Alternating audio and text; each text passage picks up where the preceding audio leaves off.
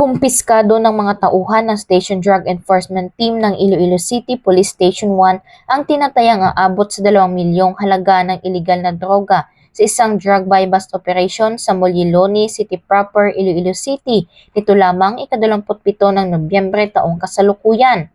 Kinilala ang mga naarestong suspect na sina alias Mark, 34 na taong gulang at alias Ashley, 29 na taong gulang na taga Makati City at pansamantalang naninirahan sa nasabing lugar. Ayon kay Police Captain Roque Jimeno III, Officer in Charge ng Iloilo City Police Station 1, 2 linggo nilang minonitor ang mga suspect bago isinagawa ang operasyon. Nabilhan ng isang police pusher buyer si alias Ashley gamit ang 7,000 pesos na drug buy-bust money. Nakuha rin mula sa kanya ang 4 na knot-tied at 14 na heat-sealed na plastic sachet ng hinihinalang shabu na nakalagay sa kanyang shoulder bag.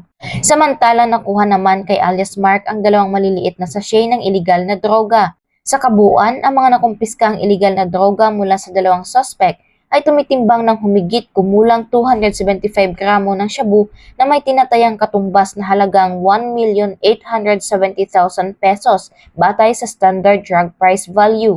Nasa kustudiya na ngayon ng Iloilo City Police Station 1 ang 2 arestado para sa dokumentasyon at harapin ng mga ito ang kasong may paglabag sa Republic Act 9165 o ang Comprehensive Dangerous Drugs Act of 2002. Ang matagumpay na operasyon ay isang patunay na masigasig na pagtutulungan ng lokal na pulisya at ng komunidad sa paglaban sa iligal na droga at pagpapalakas ng mga hakbangin upang sugpuin ang krimen sa buong Iloilo City. Mula dito sa Police Regional Office 6, ako ang inyong Police News Network Correspondent, Patrolwoman Glidel Astrologo, alagad ng batas, tagataguyod ng Balitang Pulis.